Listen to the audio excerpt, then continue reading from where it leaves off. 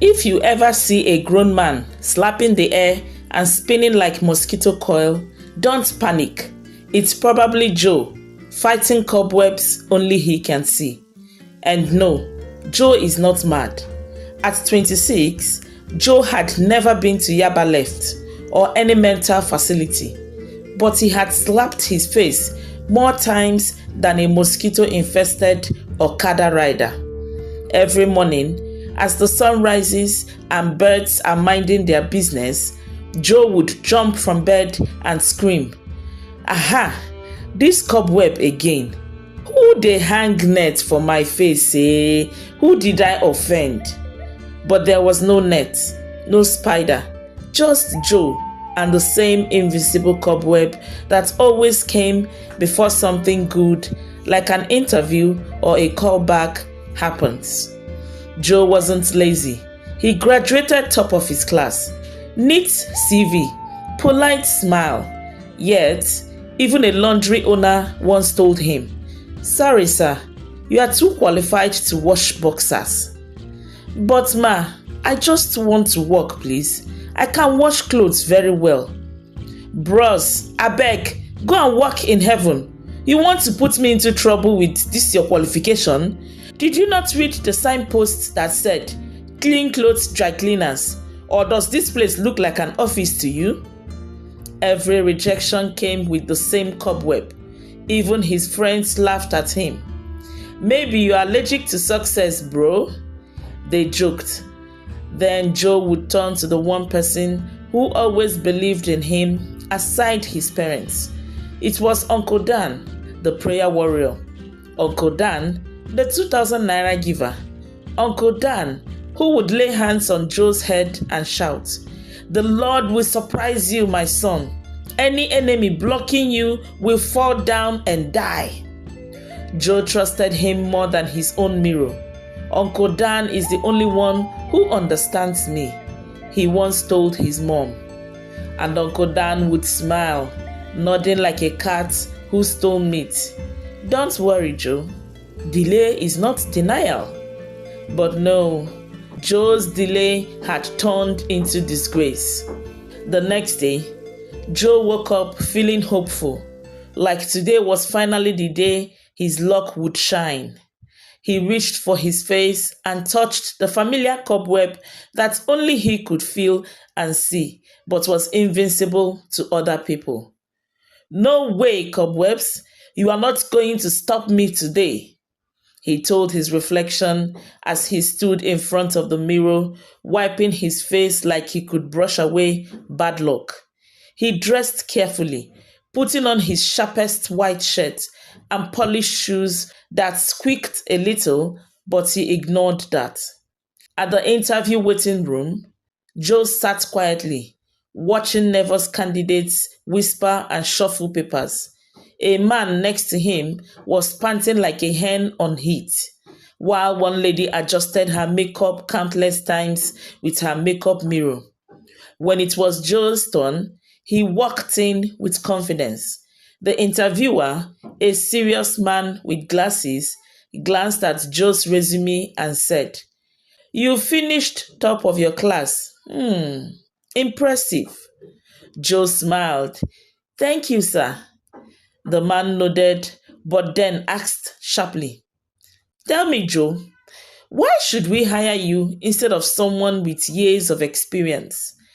Joe replied calmly, "Sir, I may be new, but I bring fresh energy and strong dedication." The man looked Joe up and down. "That's good, but we need someone who can blend in with the team culture." Joe frowned. "Blend in, sir?" "Yes, Joe. We want someone who won't rock the boat. Someone who already knows what to do." Joe swallowed hard but kept his smile. "I understand, sir, but if you will give me a chance, I will." But the interviewer closed his file and cut in with the dreaded words, "We'll call you Joe if there's anything." Joe shook his hand and left, feeling like he had just been politely kicked out of a party. At the next interview, Just as Joe was about to enter the building where the interview was to take place, his phone rang. It was the human resources lady. Joe, sorry to call last minute, but the position has been filled. Please don't bother coming anymore. Joe stared at the phone as the lady cut the call. Why call me now? I was just about to walk in. I didn't even get a chance, he muttered. The third interview was no better. The interviewer looked bored, barely making eye contact. After a few questions, he suddenly asked, Joe, tell me, what's your biggest weakness? Joe thought for a moment and answered honestly, sometimes I care too much, sir. The man smirked. Care too much? You know that can be a problem, right? Employers don't want emotional employees. Joe blinked. I believe caring makes me work harder, sir. The interviewer nodded slowly. Maybe, but we want someone who can keep emotions out of work. This is business. I'm afraid you are not what we are looking for. Better luck elsewhere. Joe forced a smile and left the room. Walking home, Joe's phone buzzed. It was a message from Uncle Dan that read, Keep your faith strong, Joe. Your big break is coming. Joe sighed, feeling tired but still hopeful. If only life listened to prayers so easily, he whispered. He looked up at the sky and prayed silently. God, please open one door for me. Just one small door. I'm tired and about to give up. Joe wondered why success always seemed to slip through his fingers like sand in a sieve. No one would offer him a job or even allow him work as a sales boy or menial jobs at a construction site. Even a gateman at a company once hissed at him. Oga, leave here. You dey disturb this company. That particular day, Joe walked home face full of tears and, of course, the familiar cobwebs that had become second nature to him. But before we proceed with the story, let us go back to 10 years ago when Joe was just 16 and still wearing oversized trousers and asking dumb questions like, why do ants walk in line? Uncle Dan did something unholy. He went to a place, a dusty backyard shrine behind a poultry farm in Delta State. Chickens were crying, goats were judging him, but Uncle Dan entered the shrine boldly. Baba, I want to know the destiny of my brother's son, Joe. The native doctor didn't even blink. He waved cowries, sneezed once, and then said, Ah, that boy, he's carrying something big, global. His star dey shine like NEPA wire wey spark for night. Uncle Dan froze. You mean he will be great, rich? Yes, but your own children, their destiny is like okra soup without meat. No taste, no future, no draw sef. Uncle Dan went silent, pondering on what the native doctor had just told him. Jealousy entered him like an evil SIM card slipped into a mobile phone. Baba, he whispered, is there a way to, switch Joe's destiny with that of my children? And just like that, Joe's glorious future was transferred like Bluetooth. Uncle Dan's children, Ugo and Anita, became international material. Joe, on the other hand, became the chief commander of Invisible Cobwebs Removal Association. Now, back in the present, Joe was still struggling. His friends joked, Guy, e be like na graduate of cobweb studies you be o. Maybe I related to Spider-Man without knowing it. They would say, laughing. Joe would smile, pretending like their words were not hurting him. Meanwhile, Uncle Dan kept pretending to care. My son, he said, have you tried that poultry farm job I told you about? Uncle, they said I'm overqualified again. Joe replied, hey, yeah, take this 2,000 naira. Use it to buy data and keep praying. Remember, I'm praying for you, and I know something big will come soon enough. Meanwhile, Uncle Dan was still monitoring Joe, spiritually and physically. He would call him randomly. Joe, any progress? No, Uncle, Joe would reply. Good. I mean, hmm. Keep believing, my son. Keep believing, Uncle Dan replied. But Joe didn't catch that sleep because the last person he thought would be behind his predicament was Uncle Dan. Joe's parents saw Uncle Dan as a hero. Ah, God bless Uncle Dan. Oh. He's always there for you. If only I had half his heart, Joe's father once said. Little did they know, Uncle Dan's heart was full of darkness, full of secrets and hot betrayers. Meanwhile, Uncle Dan's children were prospering abroad, posting pictures with captions like, God did it oh, we started from village, now we are here. Joe would smile at the pictures and whisper, one day, Sha, one day, God will remember me. He didn't know that the day was coming very soon. All it needed was one small invitation from his nosy neighbor. The day that started with pepper soup and ended with prophecy. Joe was sitting outside, minding his cobweb, when his neighbor, Sister Bridget, the kind of woman who could turn small gist into full church testimony, bounced over with her Bible and a bowl of goat meat pepper soup. Brother Joe, God said I should invite you to our church program. Joe didn't even look up. I'm not in the mood now, Sister Bridget. There will be food though, she said, grinning. I'm still not interested, Joe replied. Eh? And I even brought this pepper soup that I just made with fresh goat meat and scent leaf. A taste will change your mind though. Sister Bridget, please don't be the weapon fashioned against me this morning. Go and enjoy your pepper soup. I'm not interested, Joe replied out of frustration. Okay, oh, and I was even going to tell you that your favorite gospel minister, Minister Coco Jesus, will be there, she said and turned to walk away. Then Joe froze. He looked up like he had seen heaven open. Wait, oh, Coco Jesus, the one that shouts fire and backflips during worship? Yes, the very one. Our pastor invited him to be part of this great crusade. I don't know why, but my spirit keeps pushing me to invite you. But since you don't want to come, at least I know I tried. Sister Bridge, say no more. I'm coming if Coco Jesus will be there. And that's your pepper soup. Is it still hot?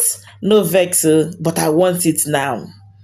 Sister Bridget laughed as she handed him the bowl. 10 minutes later, Joe was shaved, wearing a well-ironed green native attire, his face shining like fried plantain. When he entered the church, things were already hot. Ushers were fanning aggressively. Drums were drumming like thunder. Minister Coco Jesus was mid-ministration rolling on stage. Ay, ay, ay, ay, ay, ay, ay, ay. Somebody shout fire! Joe screamed, fire! And slapped his own chest. After Minister Coco's ministration and the church pastor took over the microphone, Joe smiled to himself and said, my own church done dismiss, so time to go. But just as he was about to step out of the church pastor pointed at him and said, young man in green native wear with small cobweb thread on his ear, you, come forward. Joe looked left, then right, then back to the pastor and said, who, me? Yes, you. Your matter is urgent. The Holy Spirit just showed me cobwebs covering your destiny like nylon. The church gasped. Joe walked forward like a goat being led to the slaughterhouse. What is your name? Joe. Joe, who puts cobweb on your face every morning? Joe looked at him, shocked. I don't know, sir. But I do. It's someone you love dearly. Someone who gives you 2,000 naira after destroying your life, the pastor said. Joe blinked. What? Uncle Dan? The pastor nodded. That man tied your destiny and transferred it. But today, there will be restoration. Joe was shaking. He doubted. Pastor, with all due respect, I think you called the wrong person. Uncle Dan is the kindest man I know. He has been there for me, supporting me, encouraging me, and even praying for me. The pastor laughed. I see. Most times, the people killing us are the ones closest to us. But if I be a man of God, after today, your uncle will hate you. His children will fall. But you, Joe, the job you applied for 5 years ago will locate you. Everybody clapped. Just as the pastor laid his hand on Joe's face, Joe fell under the anointing. The ushers covered him. He rolled on the floor, shouting and screaming until he went silent. When he got up, he felt light, like someone just deleted suffering from his Google Drive. When Joe woke up the next morning, something felt different. The usual invincible cobweb that attacked him before his feet touched the ground was gone. He blinked, touched his face, waited. Nothing. He stood up slowly, walked to the mirror, stared at himself, and whispered, It's really gone. He didn't know whether to cry or laugh. But just as he sat on his bed, his phone rang. It was Uncle Dan. Joe hesitated before answering. Joe, where were you yesterday? I tried calling you. I went to church, Uncle, Joe said quietly. Church? Which church? My neighbor, Sister Bridget, invited me to their church. The pastor spoke about some things, deep things. Uncle Dan went silent. Uncle, the pastor mentioned you, Joe continued. Me? Mentioned me? How? Uncle Dan asked. Joe's hands were trembling. He said you are behind everything, the cobwebs, the stagnation. He said you exchanged my destiny. That was when it happened. Uncle Dan's voice turned sharp, too sharp. So, one jobless pastor opens his mouth and calls my name, and you, my nephew, believe him? After everything I've done for you? Uncle, I'm not accusing you. I just... Shut up, Joe. Joe froze. He had never witnessed Uncle Dan raise his voice at him before. He was always the kind and nice uncle. So you think I'm the reason you have been a failure, eh? Did I tell you not to get a job? Didn't I help you with money to buy small data to be applying for jobs?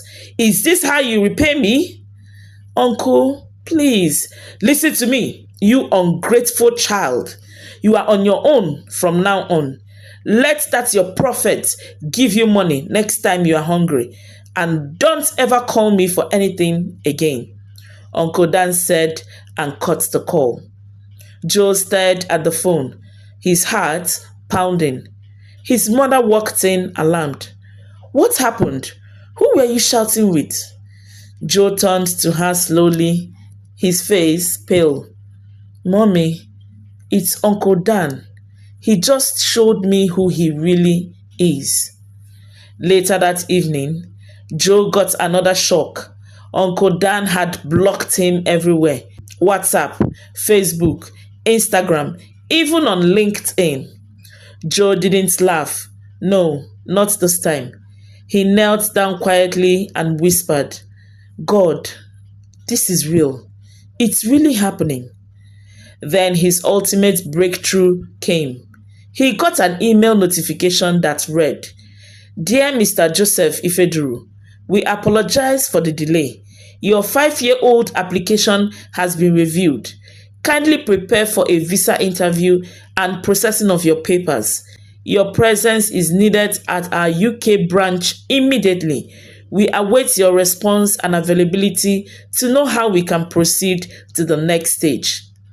Joe closed his laptop and sat still, looking into space and occasionally pinching himself to be sure he wasn't dreaming. Is this how miracles work? So fast? He muttered. Just then, his father walked into the parlor where Joe was seated. Joe, what's going on? Daddy, let me call mommy. We need to talk about Uncle Dan and a lot. Joe sat with his parents in the small parlor. There was silence, the kind of silence that makes even the ceiling fan slow down. He cleared his throat. Daddy, Mommy, do you remember the church program Sister Bridget invited me to? His mother adjusted her wrapper. Yes, the one you said you went for to hear your gospel musician. Yes, Mommy, but that was just the bait. God had other plans. His father frowned. Other plans? Hope you didn't go and disgrace us by joining deliverance people, crawling on the floor and shouting, My father's house, release me. Daddy, I didn't crawl, but I fainted. Joe took a deep breath and told them everything. How the pastor called him out, how he described Joe's silent struggles, the cobwebs, the rejection, the stagnation, and then dropped the bombshell. He said Uncle Dan was behind it. He tied my destiny when I was a teenager and exchanged it with that of his children. Silence everywhere. Then his mother clutched her chest as if to protect it from breaking. Uncle Dan, our own Uncle Dan, the one that brought a small bag of rice and a gallon of groundnut oil for us during Christmas? Yes, Mommy, the one who always gave me 2,000 naira and prayed for me. Hey, the one that prayed was the same one that tied your future? I don't understand. I doubted the pastor too, but the way everything is playing before my eyes is surprising. I just got a job offer from a big company I applied to 5 years ago. This company is one of the biggest companies in the world. And Uncle Dan, he called to ask me never to contact him for anything again. Could all this be a confirmation of the prophecy or a mere coincidence? Joe asked, bewildered. His father stood up slowly and began to pace like a local judge about to deliver final verdict.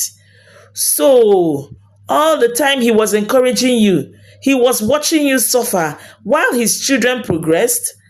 Yes, Daddy. That man is a snake. So it is wickedness and mischief that filled that his big tummy.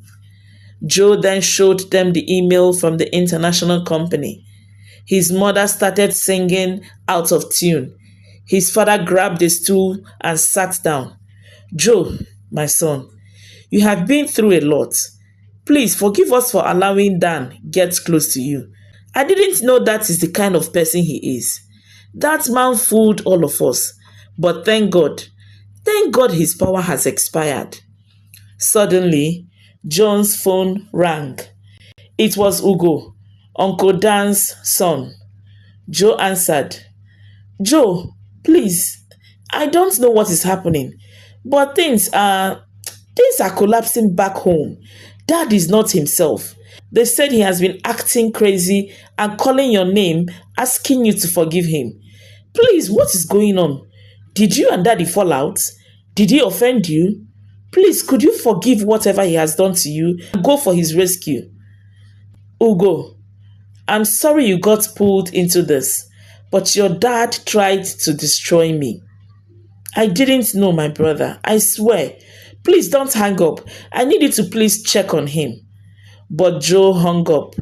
He turned to his parents and said, Mommy, Daddy, as I was saying before I was interrupted, I have accepted the offer and need to start preparing to leave. They all burst into tears, joy, pain, relief, everything at once. The day Joe was to leave Nigeria was very bright, but inside their home, the air was thick with tears and prayers. Joe's mother was busy tying her best wrapper to see Joe off to the airport. Joe, you are my shining star. You must never forget your roots. His father adjusted Joe's bag and gave him a serious look. Son, remember, not all who smile with you are your friends. Some of them get close to you to find what they can use to destroy you. Keep your eyes open. Joe nodded, feeling the weight of their words heavier than his luggage. Just before stepping out, his phone buzzed again. It was a message from Ugo. Joe, Dad has been admitted to the hospital after a strange collapse. Doctors say it is stress. We don't know what's next. Please, could you check on him? I need a close family relation close to him. Joe sighed and deleted the message. At this point, he knew when to fight and when to ignore. And this time was a time to ignore. At the airport, he looked back one last time and waved his parents goodbye. Then he turned and whispered, Uncle Dan, your time is over. My time just begun. 2 months later, Joe sat in his new office, a big glass window overlooking the city skyline. His nameplate read, Joe Ifeduru, Regional Manager. His phone rang. It was his mother. Joe, your uncle's children have all been sent home from their jobs. One for suspicious irregularities, the other because the company she works for suddenly shut down and it was discovered that her papers were not complete. They lost everything, son, even their passports. How can both of them be deported almost at the same time? Joe smiled softly. Mommy, that's life. Some people tie others down so they can fly, forgetting that chains can break and that God has the final say. His mother laughed through her tears. That's true, my son. Never forget to pray and never forget who you are. Joe leaned back, his eyes shining with hope and peace. Back home, Uncle Dan sat alone, looking tattered, mumbling to himself like someone with mental issues. He had been like that since Joe's liberation. His power was gone, his children confused and scattered, and his house empty. No more cobwebs on Joe's face, no more hidden destiny. Only a lesson that no matter how long the night, the dawn will always come. Thank you so much for watching the story. Please let me know what you think about the story in the comment section. If you have ever had such happen to someone, I would like to know. Please don't forget to like, share, and subscribe to my channel if you haven't. And also hit the notification bell beside it to be notified each time I post a new video. Until I come your way again soon, stay happy.